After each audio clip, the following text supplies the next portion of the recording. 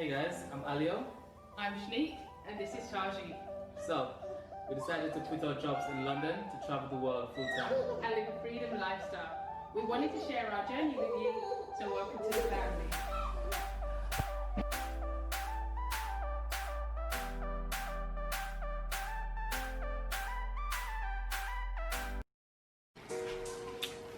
Hey family, how are you doing? Welcome back to FroFamilyTravels. Hope you're happy, healthy, all of that good stuff. So today I wanted to talk about being broken abroad and why I will always prefer to be broke and abroad. Okay. And I guess you have to talk about what the definition of broke maybe means, but because it means it's different to different people, I guess. You know, we all have our different standards of living and what we consider broke. And when I say broke, I'm talking about, like, say you're in the UK and you're living in the UK and you can afford to cover your, that's the word, thank you, yeah, paycheck to paycheck, so you can cover your expenses, but that's about it. There's not really much more left over at the end of the month. I will choose living abroad over being broke and in the UK every time. I think I discovered that in the first 3 months in traveling. Right. In Malaga. Okay. Yeah, well, after I finished studying, I realized that, whoa, I went to the beach after I finished teaching. Right. I was like, this is life. This reminds me of, I'm very nostalgic in it. This reminds me of Jamaica. Right. And just the beach, and then you could go, walk in and you've got the live music playing, people are smiling, happy, laughing, you're just the heat. You're chilling, and you can just sit, even if you ain't got any money, you just sit outside and just watch the world go by. Of course, you can do that in London if it's not raining, or cold, if it's not cold, or snowing, that part, or all of the above. Exactly. But you know, when you're abroad and you're in a beautiful location, it doesn't cost a lot to do great things, and you're generally happier. The sun makes people happier. People are happier in the sun. People are far happier. You notice that in the summertime, people generally are far happier. Even in grumpy London. Exactly. Everyone's happier in the summertime. So why would you not just surround yourself with that every single day? I mean, it's earning the same thing. You're living paycheck to paycheck anyway. But wouldn't you rather do it in a hot country exactly, where there are many things to see and you can just go outside and just sit down and just... Exactly. Put it this way, right? Let's say, for example, you're earning £2,000 a month, right? £2,000 a month in the UK doesn't get you very far. If your accommodation is £1,000 a month, which for most places I believe it is around about that. Travel. That might not include your travel to work. It probably doesn't include your groceries, and then you've got your bills, any excursions that you can afford to do, or, well, as I say, you can afford to do, subscriptions, Netflix, you know, or whatever else it is that you might be subscribed to. £2,000 might just about give you that much, but you're in London and it's cold and wet, and yeah. You're going out maybe twice a month. Or you could live in Thailand, in Mexico, in Malaysia, in Bali, Vietnam, just literally a handful of places from what we've visited so far. Good food. Have great food. Good food. Nice people. Beaches. Great people. Summer, year round. Good wine too. That, alcohol, drinks, food, nightlife, make friends for £1,000 a month. See, if you were earning the same £2,000, you could be spending £1,000 and have £1,000 spare every single month. Why would you not want to be broken abroad? Why would you choose? It's a fear of the unknown. Man, No one's done it close to people, or you know, for them to say, yeah, I know someone who's done that. I speak to them.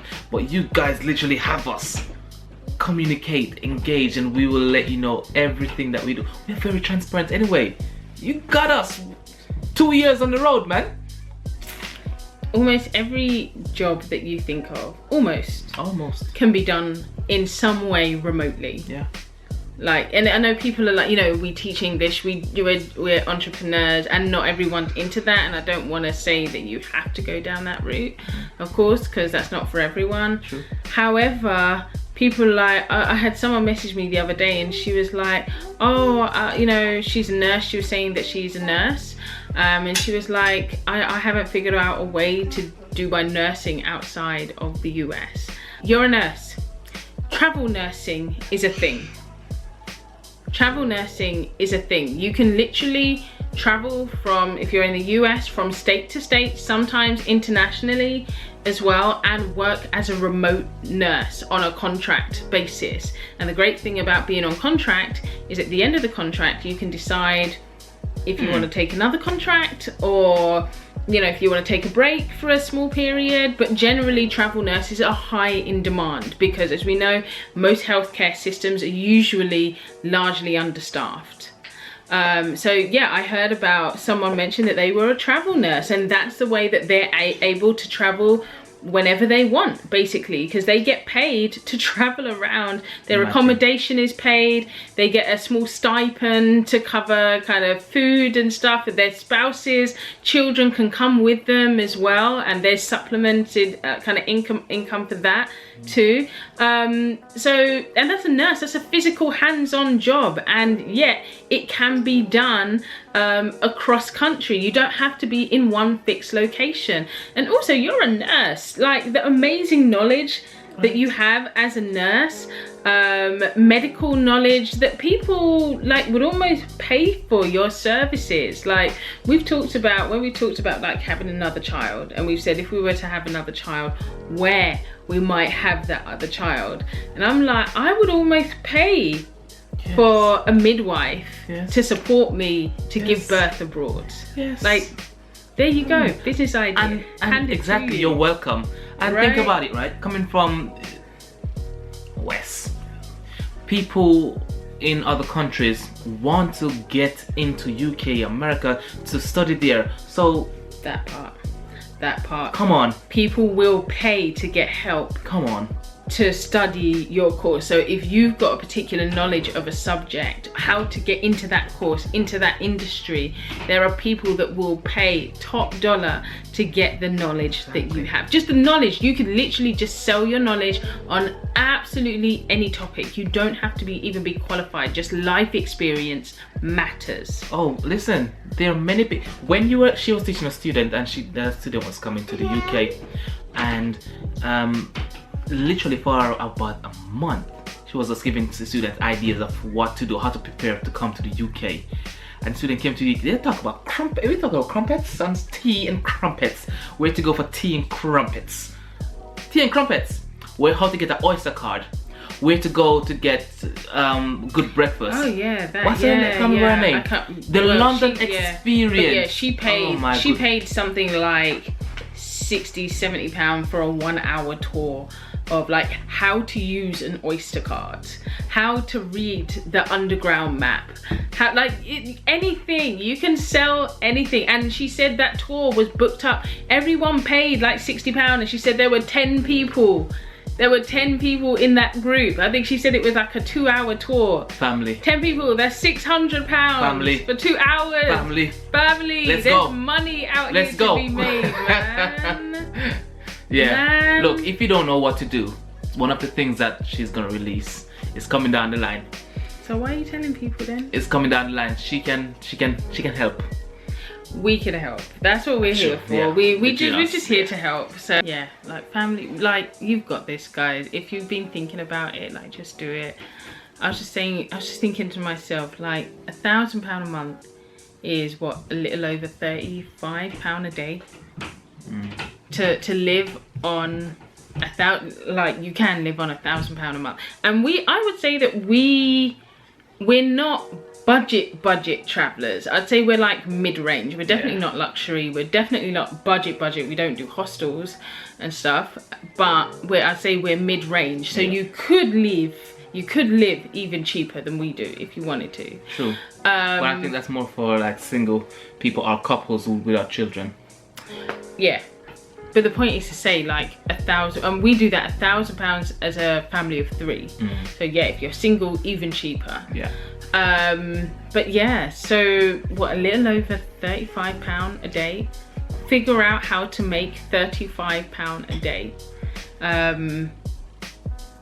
And you can live the life that you love. Yeah. £35 a day it's achievable, man. More than achievable. Come on, it's achievable. More than achievable. Think about it that way. Yeah. And there's 30. Listen, yeah, it's achievable. Just believe that that's achievable. But the point is, for me, is why spend back-breaking days sitting in traffic, commuting, and you know you don't let them people them at your workplace. Now, most of them, you know that. Cussing on the way to work, cussing when you get to work, cussing on your way back home from work. And that manager boy is taking the mic, and that manager girl is taking the mic. You know that you don't like them. Spend all your time just focused on things that don't serve you. Get your energy right. Think about what you want. Exactly. What do you want? Once you can think about what you want, then you can start garner that energy, right? Yeah. To pull and attract that type of life towards you. That part. So I've always said, even if we never earned a penny over what we're earning right now, I'm good. Based on our lifestyle, I know that on the income that we're on now, we could continue to live abroad, we could continue to travel and have a good life abroad, and we don't need any more. Like, we could stop here and be fine. However, it's not the plan. It's definitely not the plan. We have big ambitions and things we're aiming for, but if you had a choice between coming back to the UK and earning, you could not pay me triple the amount to come and live here right now. Like, even if we were on, say, a joint income of, say, like 100 grand, but you wanted me to stay here permanently, I would not be interested. I would rather earn 20, 30 grand and sit and chill with the life that we've got. I would rather earn 20, 30 grand a year and live the life that we live right now than earn 5 times the amount. Yeah. And have to stay here. Goes to show I would. How serious we are about living the life that we want to live, rather than living a life which is created and designed. That part. The next thing is, wealth is not determined by how much you make. No. It is how much you keep. So, and I was thinking that, I was saying this to someone not too long ago, but if I earn £2,000 a month, but I can save £1,000 a month, compared to someone who earns, let's say, 60,000 a year, but they have no savings left at the end of each month, I'm the wealthier person. Even if I earn a third of the other person's income, the fact that I have more money to spare with no debt means that I am wealthier. And